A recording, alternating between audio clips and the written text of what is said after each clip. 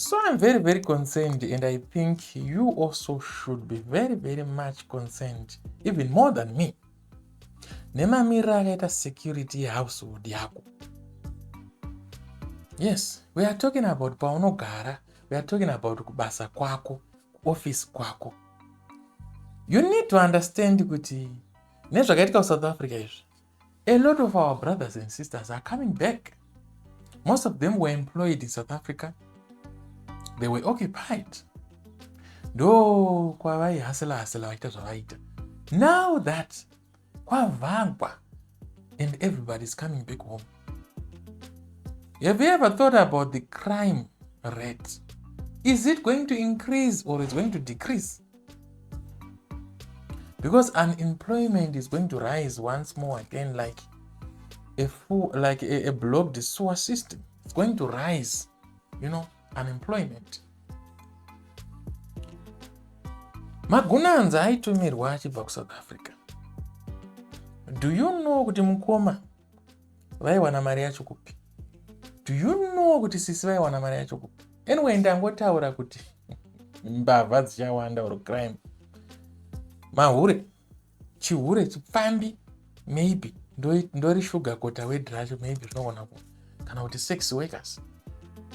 And from my experience living in Cape Town for the past 10 years in South Africa, a lot of Zimbabwean women were employed in the sex industry. They were sex workers.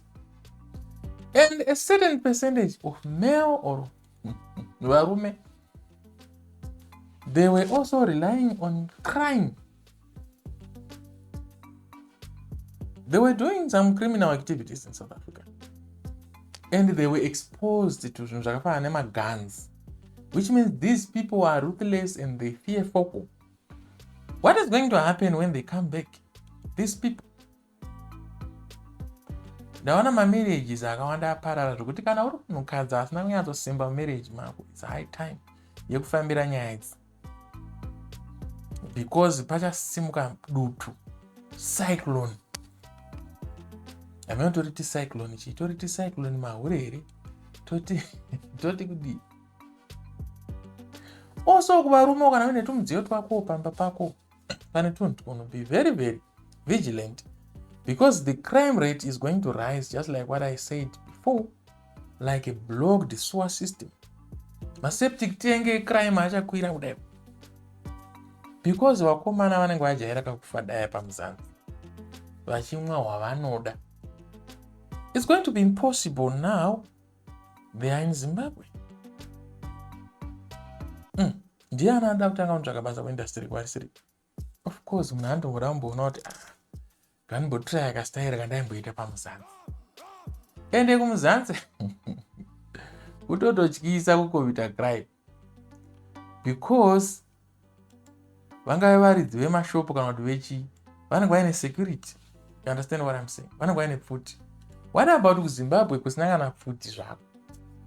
Kuti unongoyanza kuti mutakishopu hamuna kana pfuti iri, mupamba apa hapana kana pfuti iri. What do you think is going to happen? So I'm encouraging people to stay vigilant. Kana hari ma-alarm system, install ma-alarm system, wedzera ma-lights and all that stuff. Even kana zvichitobvira, wotoenda kutraining, wotonoita pfuti yako yaunoona. Yes, make sure zvinhu zvako zvese zviri licensed, zvakarongeka. Because anytime soon, you might need to cock and shoot. The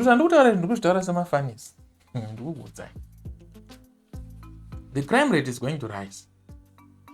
Because those people who were employed in South Africa are no longer there. They are no longer in South Africa. They are no longer employed, but still they want to maintain that lifestyle. How are they going to do that? In Zimbabwe, you cannot tell kuti hatina kana pfuti. South Africa, you never know the person who is next to you kuti ane pfuti around the hand. Do they have a gun or not? So brace for criminal moments ahead. Can I say criminal moments, crime moments? I don't know the actual good grammar there. I don't know. You say it in the comment section what you think about this. The other question is, actually, let me make another video on that one, because if I mix up these two, it's not going to be right. So I don't know how much our security forces are prepared for what's coming. I'm talking about the ZRP, Zimbabwe Republic Police. I'm talking about our army. I don't know how much prepared they are, because people are coming back from Zanzibar when it comes to crime. Level. So I think our security forces, they need to be warned, they need to be equipped. Number two, they need to be informed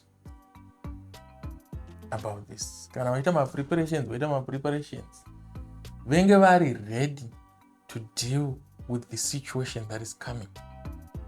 Crime is going to be rampant. Zvekutya vanhu kuti wawira musuweji izvi vanhu vanenge vaitokandwa musuweji. Saka tough moments ahead, and I just pray that our security forces to be strong and deal accordingly with those who are going to be committing crimes or criminal offenses when the time comes. I don't know, guys. These were just random thoughts. You know, thinking about how people are going to be earning a living when they come here. Some of them have been gone for 20 years. They don't even know where to start if they come back to Zim. So this is very, very interesting, and I can't wait to see what is going to happen. I'm just an ordinary citizen. They should all security from the government, from the responsible authorities to take to make sure that I'm protected as a citizen and I am safe.